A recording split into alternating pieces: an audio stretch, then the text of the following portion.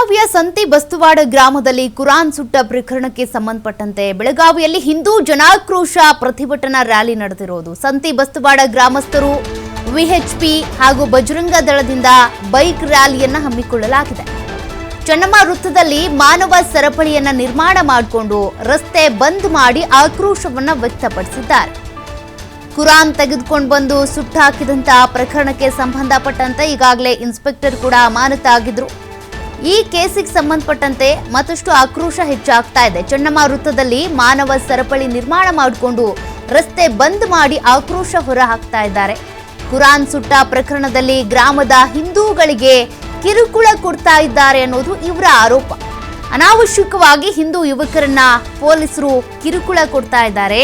ಹಿಂದೂಗಳು ಈ ಕೃತ್ಯ ಮಾಡಿಯೇ ಇಲ್ಲ ಅಂತೇಳಿ ಪ್ರತಿಭಟನಾಕಾರರು ಆಕ್ರೋಶವನ್ನ ಹೊರ ಹಾಕ್ತಾ ಇದ್ದಾರೆ. ಜಿಲ್ಲಾಧಿಕಾರಿ ಮೂಲಕ ಸರ್ಕಾರಕ್ಕೆ ಪ್ರತಿಭಟನಾಕಾರರಿಂದ ಮನವಿ ಪತ್ರ ಸಲ್ಲಿಕೆ ಆಗಿದೆ. ಅನಾವಶ್ಯಕವಾಗಿ ಹಿಂದೂ ಯುವಕರನ್ನ ಕರೆದು ವಿಚಾರಣೆ ನಡೆಸೋದಿರ್ಬೋದು ಅಥವಾ ಕಿರುಕುಳ ಕಿರುಕುಳ ಕೊಡುವಂಥದ್ದಾಗ್ತಾ ಇದೆ. ಇದನ್ನು ನಾವು ಪ್ರತಿಭಟಿಸ್ತೀವಿ ಅಂತೇಳಿ ವಿಎಚ್ಪಿ ಸೇರಿದಂತೆ ಅನೇಕರು ಅಲ್ಲಿ ಪ್ರತಿಭಟನೆ ಮಾಡ್ತಾ ಇದ್ದಾರೆ. ನೀವು ಗಮನಿಸಬಹುದು, ಕುರಾನನ್ನ ತೆಗೆದುಕೊಂಡು ಬಂದು ಸುಟ್ಟಾಕಲಾಗಿತ್ತು. ಆ ಪ್ರಕರಣಕ್ಕೆ ಸಂಬಂಧಪಟ್ಟಂತೆ ಕರ್ತವ್ಯ ಲೋಪ ಅಂತೇಳಿ ಇನ್ಸ್ಪೆಕ್ಟರ್ ಮಂಜುನಾಥ್ ಅವರು ಕೂಡ ಅಮಾನತಾಗಿದ್ರು. ಈ ಕೇಸಿಗೆ ಸಂಬಂಧಪಟ್ಟಂತೆ ತನಿಖೆ ಇನ್ನೂ ಕೂಡ ಮುಂದುವರಿದಿದೆ. ಬಟ್ ಇಲ್ಲಿ ಹಿಂದೂ ಯುವಕರನ್ನ ಕಿರುಕುಳಕ್ಕೆ ಒಳಪಡಿಸಲಾಗ್ತಾ ಇದೆ, ಕಿರುಕುಳ ಕೊಡ್ತಾ ಇದ್ದಾರೆ ಅವರಿಗೆ ಪೊಲೀಸರು ಅಂತೇಳಿ ಹಿಂದೂ ಜನಾಕ್ರೋಶ ಪ್ರತಿಭಟನಾ ರ್ಯಾಲಿ ನಡೀತಾ ಇದೆ. ಅದನ್ನ ನೀವು ಗಮನಿಸ್ತಾ ಇದ್ದೀರಾ. ಪದೇ ಪದೇ ಕಿರುಕುಳ ಕೊಡ್ತಾ ಇದ್ದಾರೆ ಹಿಂದೂ ಯುವಕರಿಗೆ. ನಮ್ದೇನು ತಪ್ಪಿಲ್ಲ ಇದರಲ್ಲಿ ಅಂತೇಳಿ ಪ್ರತಿಭಟನೆ ಮಾಡ್ತಾ ಇರೋದು. ವಿಎಚ್ಪಿ ಸೇರಿದಂತೆ ಹಿಂದೂ ಸಂಘಟನೆಗಳು ಈ ಒಂದು ಪ್ರತಿಭಟನಾ ರ್ಯಾಲಿಯಲ್ಲಿ ಭಾಗಿಯಾಗಿರೋದು. ಈಗಾಗಲೇ ಪೊಲೀಸ್ ಬಿಗಿ ಭದ್ರತೆಯನ್ನ ವಹಿಸಲಾಗಿದೆ.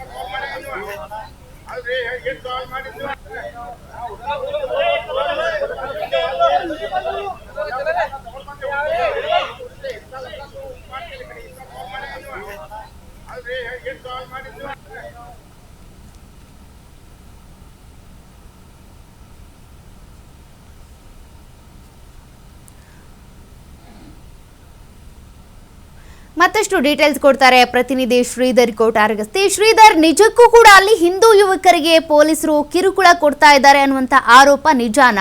ಮತ್ತೊಂದು ಕಡೆ ಈ ರೀತಿ ಪ್ರತಿಭಟನೆ ಮಾಡ್ತಾ ಇದ್ದಾರೆ. ಈ ಕುರಾನ್ ಸುಟ್ಟಂತ ಪ್ರಕರಣಕ್ಕೆ ಸಂಬಂಧಪಟ್ಟಂತೆ ತನಿಖೆ ಎಲ್ಲಿಗೆ ಬಂದಿದೆ ಈಗ?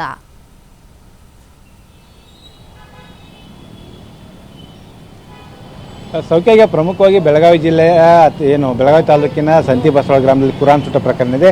ಆ ಪ್ರಕರಣದ ವಿಚಾರವಾಗಿ ಇವತ್ತು ಹಿಂದೂ ಸಂಘಟನೆಗಳು ಮತ್ತು ಸಂತಿ ಬಸವಾಡ ಗ್ರಾಮದ ಹಿಂದೂ ಗ್ರಾಮಸ್ಥರಿದ್ದಾರೆ, ಅವರೆಲ್ಲರೂ ಕೂಡ ಇವತ್ತು ಒಂದು ಬೃಹತ್ ಪ್ರತಿಭಟನಾ ರ್ಯಾಲಿ ನಡೆಸಿದ್ರು. ಸಂತಿ ಬಸವಾಡ ಗ್ರಾಮದಿಂದ ಹಿಡಿದು ಬೆಳಗಾವಿ ಚೆನ್ನಮ್ಮ ವೃತ್ತದವರೆಗೆ ಒಂದು ಪ್ರತಿಭಟನಾ ರ್ಯಾಲಿ ನಡೆಯಿತು. ತದನಂತರ ಬೆಳಗಾವಿ ಚೆನ್ನಮ್ಮ ವೃತ್ತದಲ್ಲಿ ಒಂದು ಮಾನವ ಸರಪಳಿ ನಿರ್ಮಿಸುವ ಮೂಲಕ ರಸ್ತೆ ತಡೆ ಮಾಡಿ ಒಂದು ಆಕ್ರೋಶನ ಹೊರಹಾಕಿದ್ರು ಅಂತ ಹೇಳ್ಬೋದು.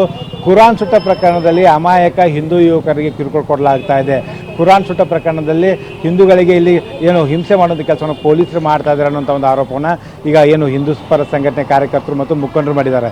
ಅಂದರೆ ಈಗ 11ನೇ ತಾರೀಕಿನ ಕುರಾನ್ ಸುಟ್ಟ ಪ್ರಕರಣ ಆಗುತ್ತೆ. ಈ ಪ್ರಕರಣ ಸುಟ್ಟ ಬಳಿಕ ಇಲ್ಲಿವರೆಗೂ ಕೂಡ ಆರೋಪಿನ ಬೆಳಗಾವಿ ಪೊಲೀಸರು ಅರೆಸ್ಟ್ ಮಾಡಿಲ್ಲ.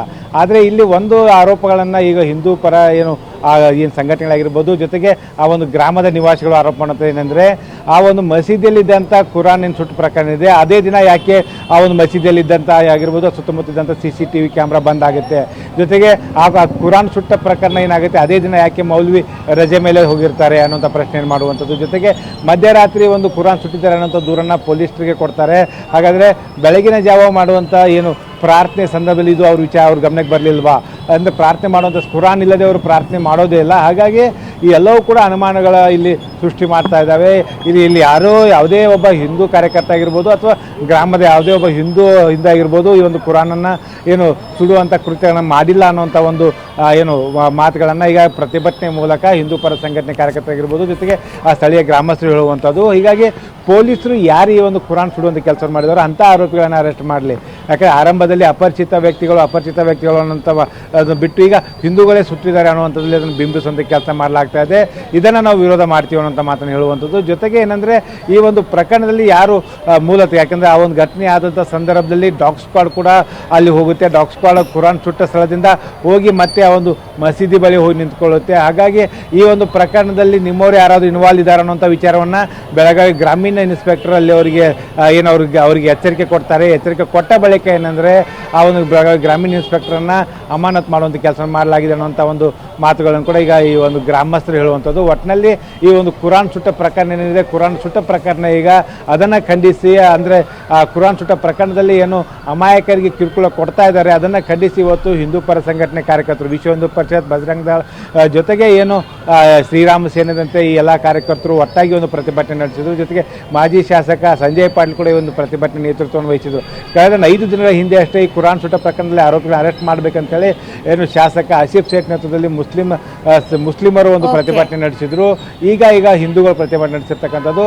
ಒಟ್ಟಿನಲ್ಲಿ ಕುರಾನ್ ಸುಟ್ಟ ಪ್ರಕರಣದಲ್ಲಿ ಅಸಲಿ ಆರೋಪಿಗಳನ್ನ ಅರೆಸ್ಟ್ ಆಗಬೇಕು, ಹೊರತಾಗಿ ಅಮಾಯಕರನ್ನು ಅರೆಸ್ಟ್ ಮಾಡಿದರೆ ನಾವು ಸುಮ್ಮನೆ ಇರೋದಿಲ್ಲ ಅನ್ನೋಂಥ ಎಚ್ಚರಿಕೆಯನ್ನು ಏನು ಹಿಂದೂ ಪರ ಸಂಘಟನೆಗಳು ಕೊಟ್ಟಿರ್ತಕ್ಕಂಥದ್ದು.